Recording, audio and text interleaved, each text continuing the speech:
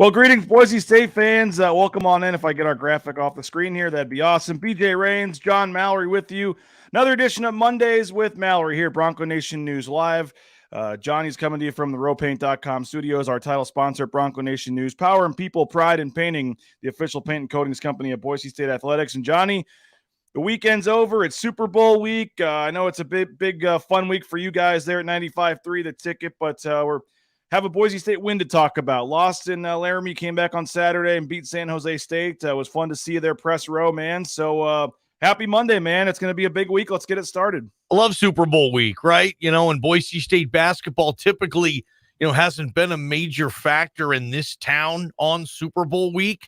But that's not the case this year, right? This is a factoring team in. I think people showing up to the office this morning, hanging out at the water cooler, it's two topics, right? It's the Super Bowl and it's Boise State hoops. So it's going to be a fun thing for, I know, your coverage at BNN and also what we're doing here at KTIK. Let's go. What do you make, I guess, first of all, just of, we always start basketball and then we run out of time and we never get to the Kellen Moore news. So let's just start with Kellen Moore and make sure we have a minute to talk about that. Plenty of basketball news to talk about, but the rumors are surfacing, Johnny, the reports, Kellen Moore, once again, it looks like might miss out on the head coaching cycle here in the NFL. And so as we were talking Super Bowl, we stick with the NFL for a second. What's your thoughts on Kellen Moore? And I think a lot of people, myself included, thought this would finally be the offseason that he would land that head coaching job in the NFL. And now it looks like with Mike McDaniel going to the Dolphins from the 49ers OC that looks like, I know there's still technically 2 openings left, but it looks like Kellen Moore returning to the Dallas Cowboys again. Your thoughts? Yeah. Well, I thought wrong. I guess I thought Kellen Moore would have an opportunity to be a head coach in the NFL on this cycle. First in the league in scoring, first in the league in total yards. Last year, I think they were top 5 in both categories. Maybe it was that stench of that playoff loss. I mean, it was a gruesome loss. Cowboy fans know that. Kellen knows that. Or it's just, hey, the ball didn't land in his favor this cycle, right? I mean, I don't think that this is going to be like, why isn't Kellen Moore getting head coaching jobs? What is he doing wrong here? He's only really been in the cycle for 2 years, so this will be a big year coming up. I will just say this, though. He does go back to the Cowboys, but this is not going to be a better Cowboy team next year than I think they just had this year, and I'll tell you why. I mean, they rank 30th in cap space. They're over $20 million over the cap. BJ, they have to cut guys. Like, they can't bring back everybody anymore. Now, they're in the red, not the black. To put that into perspective, the Miami Dolphins rank number 1 in cap space. $63 million they can spend this season. Dallas, negative 21, right? I mean, DeMarcus Lawrence, for example, on the defensive side of the ball, he has a cap hit of $27 million. That's more than the Rams are going to pay Aaron Donald next year. DeMarcus Lawrence could be a cap casualty. Amari Cooper is making over $20 million. He could be a cap casualty because right now the Cowboys have, 16% of their cap spent on Dak Prescott and 13% of their cap spent on DeMarcus Lawrence. It's almost a third of their payroll on 2 players. So Kellen next year, he's going to have his work cut out for him. I have all the confidence in the world he'll get it done.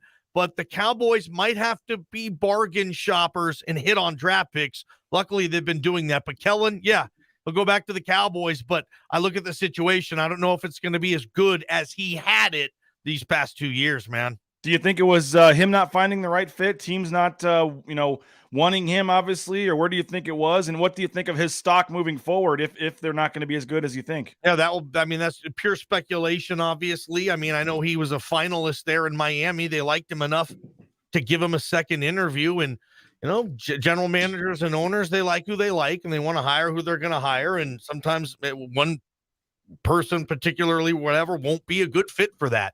I don't know if it's anything on those lines. And, hopefully, the Cowboys will still have one of the top offenses in the league last year, despite having to, move and shake some things on their payroll. Maybe they can get those players I mentioned before to restructure their deal to make it more cap friendly. A lot of teams are able to do that. But I'd say for Cowboy fans, getting the big three back, with McCarthy, Kellen Moore, and Dan Quinn, you keep that band together. Those are good coaches, BJ. There's a lot of NFL players out there with talent too. So we'll see, man. But I don't know. It's probably just be speculation on that. If Kellen's doing something wrong in the interview process, I wouldn't think so. And they got Dan Quinn coming back too, right? So they do have both the coordinators coming back in Dallas. We'll keep an eye on that. Quick shout out, thank you to United Commercial Insurance, the best in business insurance. They can do general liability insurance, workers' comp, professional liability insurance, commercial property insurance, business owner policies, you name it. If you just started your business or have been working for decades, United Commercial Insurance offers competitive rates and great service to help manage your business insurance needs. United Commercial Insurance makes it easy for you. You can get your information right there on the screen. Check them out, UnitedCommercialInsurance.com. We're going to talk Boise State basketball now. We're going to hear from Leon Rice. We're going to take a look at the Mountain West standings here, and I know it's going to be a big topic this week on your show, Johnny. A big weekend coming up. Kind of be a lull this week. No game until Friday. The team was off yesterday. They'll be off today, and then they'll get back at it on Tuesday. Friday night, 9 p.m. against UNLV. Sunday afternoon, 2 p.m. against Colorado State. And I know that neither time is really that great. 9 p.m. on a Friday and 2 p.m. on Super Bowl Sunday, but two big games this weekend for Boise State basketball coming up, and they kind of put themselves in position here, Johnny. 9-1, as Leon Rice called it at the All-Star break. They got a couple of days off here. They got 8 games left in conference play. They're in 9-1, sitting in first place. San Jose State, 76-60. Was the final, Johnny. They got up by as many as 29, kind of let San Jose State hit some threes and get back in the game a little bit, but playing without Emmanuel Akot, and you didn't get much again from Malik Moosh, but a 16-point win, and you kind of get that good feeling back on a win after losing at Wyoming, and like I said, you get a little breather now, and then you gear up for the big final stretch run. Good crowd too, right? Good crowd. A lot of folks up there in the balcony. They're right on top of you. You hear that roar like you hear sometimes at Extra Mile Arena, that white noise, if you will. It gets loud in that little building. The student section, they showed out, I thought, too. So it was fun to have like a day basketball game at the Extra Mile with a good Boise State team really playing in front of a crowd like that for the first time in a while. It's been such an interesting situation this year for their schedule, right, BJ? Like Leon even jokes about it sometimes, like, so are we home or do we have to play another home game? Can we get it? It's just that's kind of how it's been this year. It was nice to see that place rocking, and you probably felt the same way too. You're looking around and you're thinking, okay, there's 8 games left. That's half the league schedule. That is a long part of the journey that this team is still on. And for those remaining home games, a lot of opportunity for some fun in this town, right? With this basketball team trying to punch a ticket to the tournament, and they keep getting closer. But I just was looking around in the stadium, in the building there, thinking, what, this next month, February, early March, it's going to be a lot of fun for this basketball team in this town, because you're going to see some fun environments. And I expect Friday night, BJ, 9:00. A lot of fans got time to, do whatever they're going to do before going into the arena on that game. And UNLV always kind of packs a punch with some extra crowds. They still have that name a little bit, I guess. I think Friday is going to be terrific. Yeah, 8 games left. 5 are at home of the 8. So we'll take a look at the Mountain West standings here and see if I can make this work. Johnny, there you go. Great graphic. Took it right off my TV last night with my cell phone. So that's a great quality graphic that I'm sure no one else can do as good as this. But what's your take? Boise State does have the half-game lead. There was some good games yesterday in the Mountain West. Actually, San Diego State survived against Nevada, and then you had a great game between Wyoming and Fresno, and Wyoming got the win by 2 points on the road at Fresno. So that was one that Boise State fans probably wanted Fresno State to win, but Wyoming wins it. So Boise State's a half game up, and it looks at least at this point, Johnny, like a 2-team race. It's cool because the whole league, and you can look at whatever's at the net. I think they rank 5th in the country as a conference. The Mountain West does right now, ahead of some Power 5 conferences, obviously. And with these, Utah State is scrappy. UNLV is playing significantly better. Watch out for that Friday night. That UNLV team can play a little bit now, right? Fresno State stays kind of on the course. And then, Boise State, Wyoming, Colorado State have kind of led the charge. But the interesting team to me is San Diego State. You said they survived against Nevada, and I was thinking had they lost that game, all of a sudden you're looking at San Diego State having to really rally, right? And I think that might be the case anyway. 13-6 is not a spectacular record by any stretch right now. San Diego State is going to have to finish extremely strong, but the whole league keeps elevating, right? What is it? The high tide raises all ships. We're seeing that with this league this year, BJ. Nevada, a 3-7 team. If you don't pack a lunch, you're going to be in for a close one against Steve Alford and the Wolfpack. So I'm just curious to see this thing play out. Like, I found myself yesterday, not just because where I work and whatever, just because I wanted a better game. I found myself watching the Mountain West over the Pac-12 and other big leagues, BJ. The Mountain West, a lot of good matchups. Styles make fights. And I'm loving this thing. When's it going to be March, man? I know you're going to be ready, Reigns, but I will be too, man. Yeah, and you look at that game yesterday, Nevada nearly won at San Diego State, and they did not have Grant Sherfield or Warren Washington, two of their better players. I mean, Sherfield's a first-team all-league player and has not played the last couple of games. I just look at that standings right there, Johnny, and the 8-9 matchup, and then the winner of that plays the 1. That would be a scary matchup in the quarterfinals for Boise State to have to go against Cambridge and Sherfield and that crew, which they've struggled with in the past. A couple big games coming up though. Tomorrow night, Utah State is at Wyoming. I think Utah State's won 5 in a row in league, and they've been crushing teams. And they got to play. It is at Wyoming, but that should be an interesting game. And then Colorado State has to go to Nevada, who we just talked about tomorrow night as well. So a couple big games in the Mountain West, that's on Tuesday, yeah, and then obviously we'll get through the rest of the week later. Fresno State's got to go to Colorado State. Nevada is at Utah State on Friday as well as the UNLV Boise State game. What did you make of the San Jose State game though, Johnny? As I said, Boise State got up by 29, kind of a slow start at that point, but they didn't cover for folks that are into that kind of thing, but they did win by 16. Their computer numbers didn't take a huge hit. As you mentioned, they're 34 in the net today, 32 at Ken Palm. Which is, pretty close within a spot or two of where they were going into that game. So, didn't have ACOT, just kind of a, you mentioned a nice crowd, but I didn't think Boise State played great, but, scored 76 points and improved to 9-1. I thought they started a little sluggish. I agreed with what Leon said in the post game. Kind of started a little slow here and there, but I'll tell you this. I thought it was kind of the Tyson Degenhart show, if I will. I mean, I thought he was the best player on the floor, certainly for Boise State. And I thought every time they kind of got into this lull offensively. And I mean, that's going to happen with this team. I mean, they are 7th in the conference in scoring per game. Like, they're not going to run you out of the gym offensively. I mean, they're 2nd in the conference in scoring defense, so it works, right? They're obviously winning a hell of a lot more games than they're losing, but they're not one of those teams that's going to come out and drop 100 on you. At least we haven't seen it. But it seemed like anytime they got into even a little funk, mini slump, call it what you will, I could see the Tyson Degenhart kind of saying, okay, get me in good position, get me the ball here. And not that I'm going to shoot it every time, but let's just make things run through me. If I need to pass it, I will. If not, I'm going to look to get a shot on this guy. And he did. And we're just, again, seeing the evolution of this kid just seem to get better. A lot of people, I don't think they take into consideration enough that, yeah, these are kids. They get better. Every practice helps them, right? And Tyson Degenhart's been saying that too, how much better of a player he is on February 7th than he was on December 7th. And that's just 2 months. That was my biggest takeaway from San Jose State. And, I thought Tyson Degenhart was magnificent, and I'm enjoying the show. And, I know I got a lot of hell on Twitter for something I tweeted out about Conference Player of the Year, BJ. I think you retweeted or whatever. It wasn't a statement. It was a question.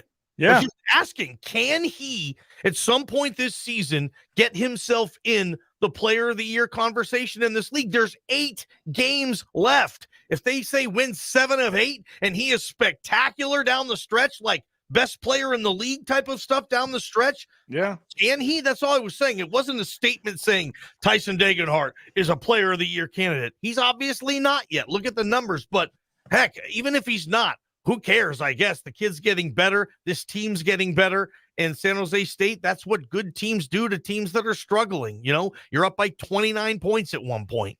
And he had 23 points, had a heck of a game, and played 34 minutes. He was 3 of 5 from deep, had 8 rebounds, 2 assists, a steal.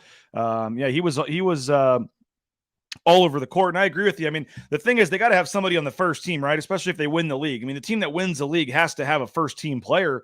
But you look at the league right now, I don't know if Boise State has a surefire first team player. And so we'll see what Degenhart does down the stretch. Leon Rice, after the game, did talk about Tyson Degenhart. You had one of the questions in here. Here's Leon Rice talking after the game about his freshman.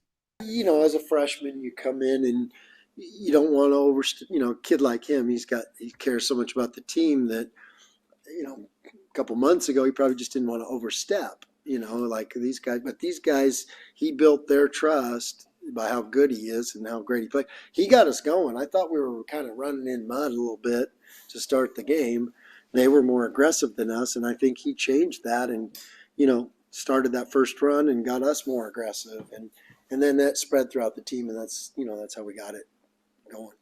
No, it was more subtle because you think even back when I wasn't playing him hardly, those little minutes that he got, like he flipped that Utah Valley game by the charge he took on Fardas in the first half.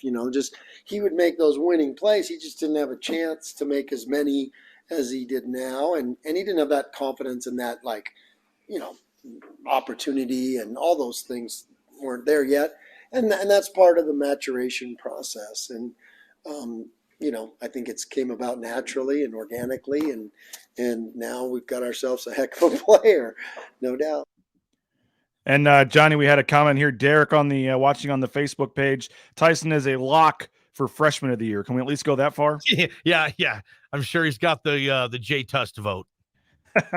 Well, I mean, and again, I know we keep going back to this, but it is crazy to think about. This guy wasn't even starting earlier in the season. Devonair Dutrieve was in the lineup over him. He's now averaging 10.1 points per game.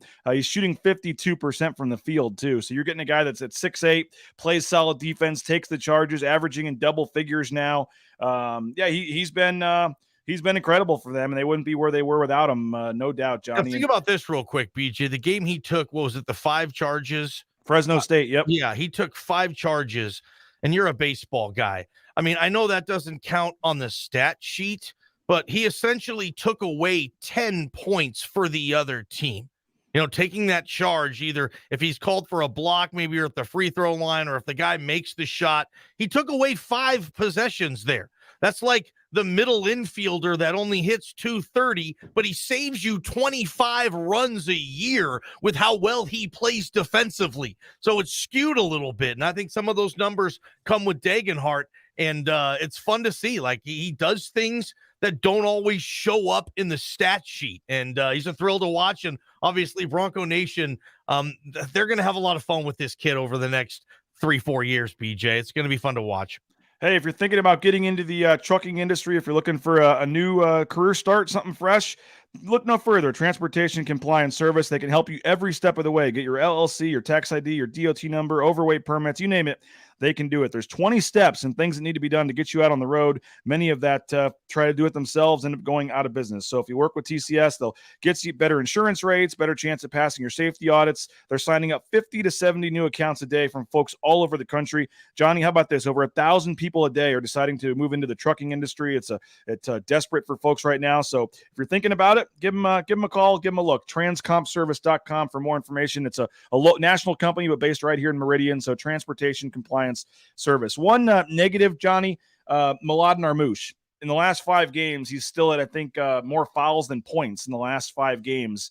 Let's see how many fouls he had in that game. So he had 3 fouls. So I think he's up to 19 fouls and like 17 points or something in the last 5 games. Where are you on Malik Moosh? I know Leon was telling us it sounds like he's maybe dealing with a slight shoulder injury, but just they're not going to do what they want to do if they can't get Malik Moosh going. What are you seeing there? Yeah, I'm also seeing him not getting a lot of looks. BJ, he's not like shooting 2 for 13. He's not 3 for 15. It's like 2 for 4. It's like 1 for 5. He's not getting a lot of looks. And okay, Tyson Degenhart, he's evolving. Abu Kijab and E-Man and Marcus Shaver Jr. are kind of ball. They have the ball a lot, right? They're ball dominating players. Okay. And sometimes I just think Mladen gets lost in the shuffle. And the best way he gets his points is off offensive rebounds and putbacks. I'm not seeing a lot of looks inside or giving him an opportunity to get comfortable in the game and get a lot of looks. I know he still helps them dramatically defensively. Mike Burns has told me what the value, that's the defensive coach, obviously, for Boise State, the value that Mladen brings defensively, in the pick and roll game, in the pick and pop game. I mean, he can cover multiple guys, and in a tough man-to-man defense, whether you're switching on screens or not, they don't have to play, one way or the other when our Moosh is out there. He's able to do exactly what they want to do defensively. I just think maybe he needs a few more looks, but they've been winning. You're right. He's not playing well. He's not scoring. And it's odd because he used to score. He was a double-digit scorer, right? Oh, he had 22 and 19 just about 2 weeks ago against Utah State. Yeah, so it's in there. It's in there. I want to see what they do moving forward there, because right now they're looking, they're scoring without him. Yep. Hey, we need folks to do us a favor. The KTIK 95.3 Ticket YouTube page, as well as the Bronco Nation News YouTube page. Go on there and give us a subscription if you don't mind, a like. It takes about 2 seconds. It's really easy. Go on there to both our YouTube pages, Bronco Nation News, as well as KTIK 95.3 The Ticket. It's 2 separate pages. Just look for us, search for us, click subscribe. Apparently, Johnny, all the big YouTube gamers, they say you're supposed to click some bell, and then when we go live, folks will get notified. I don't know all about all that, but just go on there to YouTube if you don't mind, and give both our Facebook pages a like. We'd appreciate that. We're trying to build up these channels here as we move forward. And by the way, Johnny, I know you're on the pregame show. The James gift card here. Brent Chapman was the winner. Only missed the final score by 6 total points. Wow. He had 72-58 was his prediction. The final score was 76-60. Brent Chapman you have to, if anybody missed it on the pregame shows for all the games moving forward, we're going to give away a $25 gift card to the James, the new whiskey and cocktail bar right over across the street from BSU. You just have to be the closest to predict the score, and you have to be a subscriber to Bronco Nation News, a paying member to our website. And Brent Chapman was the closest paying member. He missed the BSU score by 4, and only by 2 on the San Jose side. So 6 total points. Brent Chapman, reach out to me or I'll email you. And Friday night, UNLV, come by and see me press row, and we'll give you the James gift card. Maybe John, you'll even do a picture with you for free. We'll see. Doubtful. Nice work, BC. Hey, Dustin saying you can't believe how many charges BSU has taken this year. Never seen a team take this many. And Leon did say, though, they're legit charges, right? He said they're not flopping. He doesn't like flopping. He doesn't want flopping in the game. And they don't do drills. We were on there last week talking to the coaches and some of the players. They don't. We called it the Vlade Divac drill back in high school, where he just took charges all the time, and they don't do that anymore. They don't want guys getting hurt in practice, but they're not really flopping, right? They're taking legit charges, and that has been a key for their defense this year. It's part of the reason why they're a tough defensive team, right? Why they force a lot of turnovers. You take those charges. You look at the numbers, the stats. They back that up with them this year. They keep teams under what they want to score. They keep them under the percentages they want to shoot, and turnovers, right? Anytime you can take a charge, that's taking 2 or 3 points away from what the offense could have scored on that possession, playing the analytical game. And they get 2, 3, 4, in some cases 5 in one game. All of a sudden, those teams are not going to be scoring in the 70s and the 80s because they're turning the ball over too damn much. Emmanuel Acott did not play in that game. Johnny Leon Rice said he's hopeful he'll play Friday against UNLV, and said he was 30 to 40% against Wyoming and tried to gut it out. What do you make of E-Man? Obviously, they need him. He's a key player for him. Yeah, players are going to get hurt. There's going to be bumps and bruises along this road. You're going to still enjoy the journey, like I say every week, BJ. But luckily for Leon Rice, this is the all-star break. About halfway through conference season, they got, almost a week off. They played Saturday, don't play again until Friday. So they're going to rest up. They're going to heal up. I think Emmanuel Acott will be ready 100% Friday night. These kids, the nutrition, the stuff that they put in their body, the amount of time they dedicate to sports science now. Like these kids, they're good to go, man. You give them 4 or 5 days, they are chomping at the bit. I don't think it's going to be anything unless it's a serious, significant injury that we don't know about, BJ. Other than that, I think they're going to heal up on the All-Star break Friday night, 9 p.m., extra mile against UNLV, and I expect that place to be rocking. Hey, quick word. Shout out my new dentist, Dr. Chris Minert, native of the Treasure Valley, grew up in Eagle, went to Eagle High School, graduated from Boise State, and he's doing a heck of a job. Those are my kids there on the screen. So my family made the switch, and be seeing Dr. Minert again soon. Hopefully you will as well. His caring and compassionate personality shines through every aspect of his practice. His main goal is to provide innovative, comprehensive dental care for all of his patients so they can maintain a high level of wellness throughout their daily life. He's adding a 4th location, but got the 3 there, Boise, Caldwell, Mountain Home. Just go to BoiseDentistryCo.com for more information. Johnny, as we wrap this up, kind of look ahead. Again, they don't play till Friday. Leon Rice was talking about the final stretch coming up, and here's Coach Rice on kind of what moving forward and where they sit here at the, as you said, the All-Star break. And that's flawed. That's flawed. Oh, that's the wrong one here. Let's go to we're 9-1 at the All-Star break. I love it. And we've been to some tough places and done some great things. And this is coming at a terrific time because, we were supposed to play New Mexico this week. And now, thank God we moved it. Thank you for that. That's because, if we had to play again in 2 or 3 days, I probably still wouldn't have email. I'd probably have to hold him out because we need him back and we need him healthy. And, Shave's hand was a little banged up, shoulder. We got 10 guys with things, and we need the good thing is a 4:00 game. We got the rest of today. We got, Sunday and Monday they get off, and, I want them to kind of get away, clear their heads, and we're coming back hard for the final run. All right, Johnny, 60 seconds or so left here. Final thing, again, Friday night, UNLV, Sunday. Then they got next week, obviously playing Air Force. Then the following weekend, you think about the next 2 weekends here, UNLV and Colorado State. And then next weekend, after that, they have Utah State on a Saturday afternoon, San Diego State on a Tuesday, both at home. So this is a big stretch for them, 4 out of 5 at home here against some quality teams to make some hay. I love college basketball. I know you do too. You're going to watch your Jayhawks again on national television. Texas, tonight. Baby. Big Monday. Big Monday. That's a good one. I love college basketball, BJ. February, March, this is a terrific time of year. And it's cool that our, your viewers, our listeners, people who follow our channels, really have, Leon's given them a big fat bone to chew on, right, man? This basketball program, and they keep winning, and they're fun to watch and easy to support. So it's going to be a nice second half of the season. People think the season's almost wrapped up. 8 games left. That is a ton of time, BJ. Wasn't this team 9-1 in the Mountain West this time last year? They were. This is about the time it fell apart. So right. We'll see. Right? Hey, I know. 3 to 6 today. We'll be listening with you and Mike Prater. Prater in the ball game. KTIK.com, KTIK app, 95.3 FM, 1350 AM. So appreciate your time as always, Johnny, on Mondays, and we'll be listening again to you, Prater and JP, 3 o'clock. And appreciate it, folks. Make sure to subscribe on the YouTube channels for both of us as well, and give us a like there. We'd appreciate it. And Johnny, we'll talk to you later, man. Appreciate it. Thanks, Johnny's the best. Appreciate folks for checking it out. Bronco Nation News live here on the social media channels, KTIK, Bronco Nation News.